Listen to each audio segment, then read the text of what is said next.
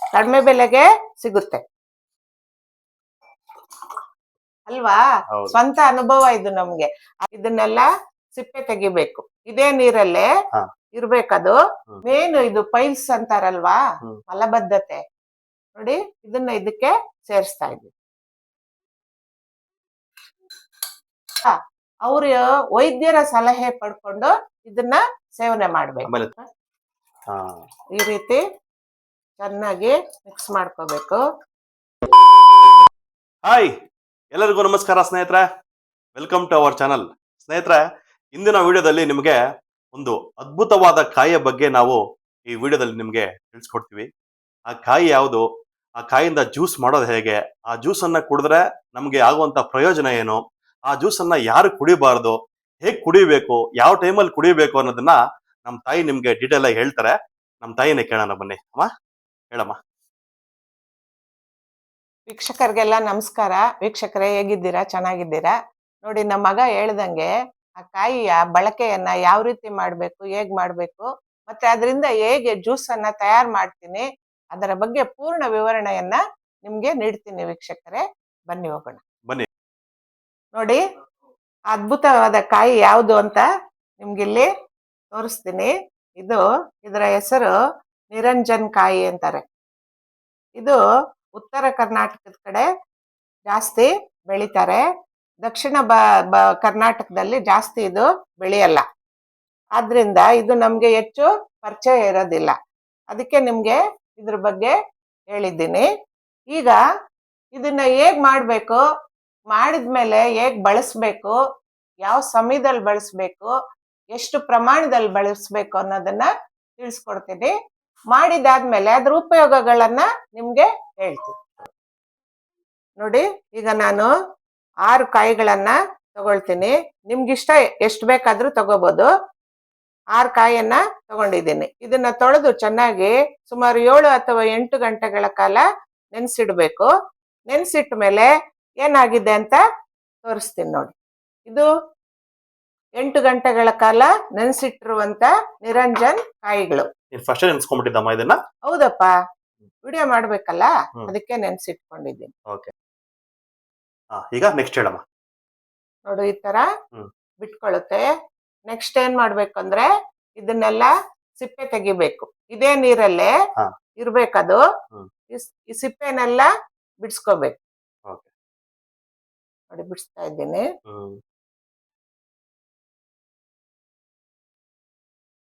ನೋಡಿ, ಈ ರೀತಿ ಬೀಜ ಮತ್ತು ಅದರ ಸಿಪ್ಪೆಯನ್ನ ಬೇರ್ಪಡಿಸ್ಕೊಂಡಿದ್ದೀನಿ.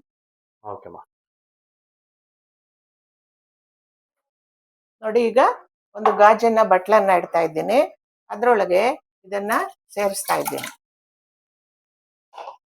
ಇದಕ್ಕೆ ಸುಮಾರು 2 ಗ್ಲಾಸ್ ಅಷ್ಟು ಅಥವಾ 2.5 ಗ್ಲಾಸ್ ಅಷ್ಟು ನೀರನ್ನ ಸೇರಿಸ್ಕೊಂಡು ಈ ಕಾಯಿಯನ್ನ ಚೆನ್ನಾಗಿ ಕಿವುಚ್ಬೇಕು. ಇದು 2 ಗ್ಲಾಸ್ ಇದೆ. ಈಗ ನೋಡಿ, ಈ ತರ ಚೆನ್ನಾಗಿ ಕಿವುಚ್ಬೇಕು.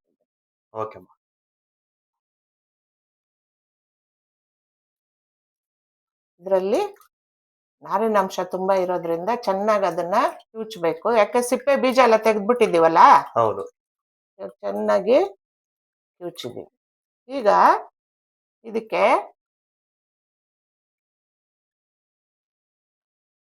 ಚಿಯಾ ಸೀಡ್ಸ್, ಕಾಮಕಸ್ತೂರಿ ಬೀಜ ಅಂತಾರೆ ಇದನ್ನ ಇದನ್ನು ಅಷ್ಟೇ ಒಂದು 1.5 ಗಂಟೆ 2 ಗಂಟೆ 1.5 ಸ್ಪೂನ್ ಆಗಷ್ಟು ತಗೊಂಡಿದ್ದೀನಿ. ಇದೆಂದ ಮೇಲೆ ಜಾಸ್ತಿ ಆಗುತ್ತೆ. ನೋಡಿ, ಇದನ್ನ ಇದಕ್ಕೆ ಸೇರಿಸ್ತಾ ಇದ್ದೀನಿ.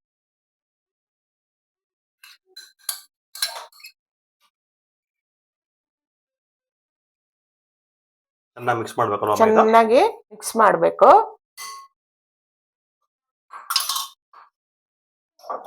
ಇದು ಕೆಂಪು ಕಲ್ಸಕ್ರೆ. ಇದು ನಿಮಗ್ ಬೇಕಾದ್ರೆ ಸೇರ್ಸ್ಕೊಳ್ಳಿ, ಇಲ್ಲ ಅಂದ್ರೆ ಸ್ಕಿಪ್ ಮಾಡಿ. ಈಗ ಇದಕ್ಕೆ 1 ಸ್ಪೂನ್ ಆಗಷ್ಟು ಕಲ್ಸಕ್ರೆ ಪುಡಿಯನ್ನ ಹಾಕ್ತಾ ಇದ್ದೀನಿ. ಇದನ್ನ ಚೆನ್ನಾಗಿ ಇನ್ನೊಂದ್ಸಾರಿ ಮಿಕ್ಸ್ ಮಾಡ್ಬೇಕು. ಅಂದ್ರೆ ಕಲ್ಸಕ್ರೆ ಬೇಕಾದ್ರೆ ಹಾಕೋಬಹುದಲ್ವಾ? ಬೇಕಾದ್ರೆ ಹಾಕೋಬಹುದು, ಬೇಡ ಅಂದ್ರೆ ಬೇಡ.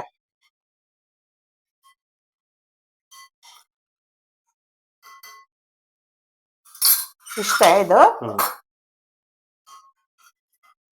ನೋಡಪ್ಪ, ಹಾ ಈ ರೀತಿ ಚೆನ್ನಾಗಿ ಮಿಕ್ಸ್ ಮಾಡ್ಕೋಬೇಕು. ಎಲ್ಲ ಮಿಕ್ಸ್ ಆಗಿದೆ. ಈಗ ಟೇಸ್ಟ್ ನೋಡ. ಹ್ಮ್ ಅಷ್ಟೇನಮ್ಮ ಇದು ಟೇಸ್ಟ್ ಪ್ರೋಸೆಸ್? ನೋಡೋದಕ್ ಮೊದ್ಲು ಹ್ಮ್ ಇದ್ರ ಉಪಯೋಗಗಳನ್ನ ಹ್ಮ್ ಹೇಳ್ತಾ ಇದನ್ನ ಗ್ಲಾಸ್ಗೆ ಹಾಕ್ತೀನಿ. ಆಯ್ತಮ್ಮ, ನಿಧಾನ.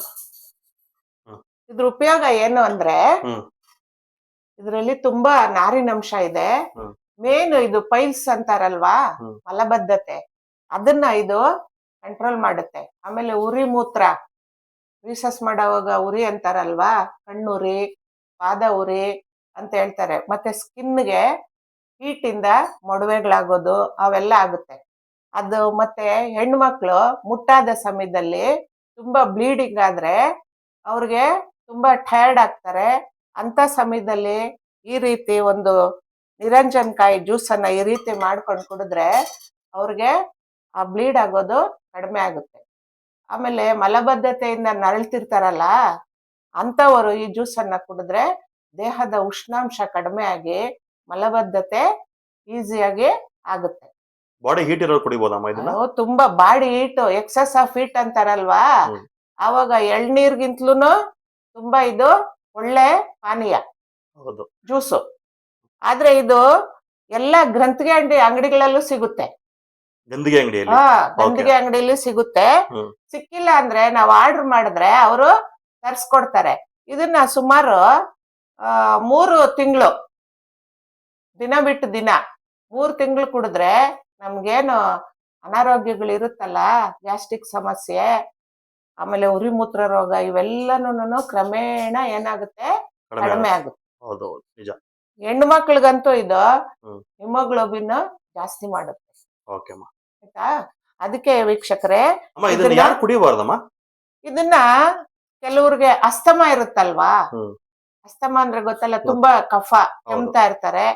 ಮತ್ತೆ ಗರ್ಭಿಣಿ ಸ್ತ್ರೀಯರು, ಆಮೇಲೆ ಮಕ್ಳಿಗೆ ಹಾಲು ಉಣಿಸ್ತಾ ಇರ್ತಾರಲ್ವಾ, ಅವ್ರು ವೈದ್ಯರ ಸಲಹೆ ಪಡ್ಕೊಂಡು ಇದನ್ನ ಸೇವನೆ ಮಾಡ್ಬೇಕು. ಆಮೇಲೆ ಥಂಡಿ ದೇಹ ಇರೋಂತವ್ರು, ಅದೇ ಥಂಡಿ ದೇಹ, ಕಾಫ್ ಇರುತ್ತಲ್ಲ ತುಂಬಾ, ಅಂತವರು ವೈದ್ಯರ ಸಲಹೆ ಮೇರೆಗೆ ಕುಡಿಬೇಕು. ಉಳಿದವರೆಲ್ಲನು ಆರಾಮಾಗಿ ಇದನ್ನ ಸೇವನೆ ಮಾಡ್ಬೋದು. ಇದು ನಿರಂಜನಕಾಯಿಯ ಜ್ಯೂಸ್. ಹೌದು, ಓಕೆನಾ? ಇವಾಗ ಗ್ಲಾಸ್ಗೆ ಹಾಕ್ತೀನಿ.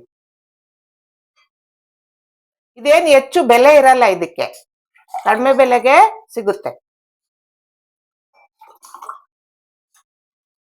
ದಿನ ಬಿಟ್ಟು ದಿನ ಬೇಕಾದ್ರೂ ದಿನ ಬಿಟ್ಟು ದಿನ. ಇದು 3 ಗ್ಲಾಸ್ ಆಗುತ್ತೆ.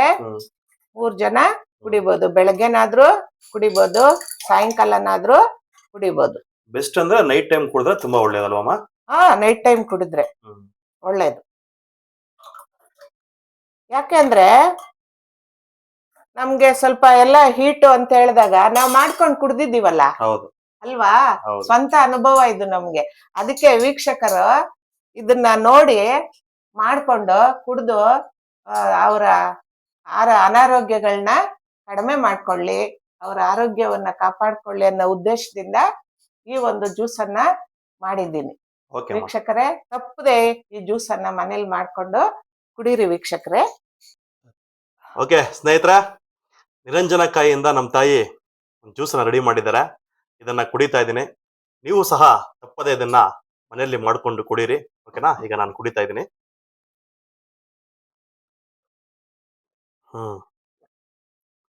ತುಂಬಾ ಚೆನ್ನಾಗಿದೆ ಸ್ನೇಹಿತರೆ. ನೀವು ಇದನ್ನ ತಪ್ಪದೆ ಮನೆಯಲ್ಲಿ ಮಾಡ್ಕೊಂಡು ಕುಡೀರಿ. ನಿಮ್ಗೆ ಈ ವಿಡಿಯೋ ಇಷ್ಟ ಆಗಿದೆ ಅಂತ ನಾನು ಭಾವಿಸ್ತೀನಿ. ನಿಮ್ಗೆ ಈ ವಿಡಿಯೋ ಇಷ್ಟ ಆಗಿದ್ರೆ ಪ್ಲೀಸ್ ನಮ್ಮ ಯೂಟ್ಯೂಬ್ ಚಾನಲ್ ಅನ್ನ ಸಬ್ಸ್ಕ್ರೈಬ್ ಮಾಡಿ, ನಿಮ್ಮ ಅನಿಸಿಕೆಯನ್ನ ಕಮೆಂಟ್ ಬಾಕ್ಸ್ ಅಲ್ಲಿ ತಿಳಿಸಿ, ಹಾಗೆ ಲೈಕ್ ಮಾಡಿ, ನಿಮ್ಮ ಸ್ನೇಹಿತರಿಗೂ ಸಹ ಶೇರ್ ಮಾಡಿ ಸ್ನೇಹಿತರೆ. ಓಕೆನಾ?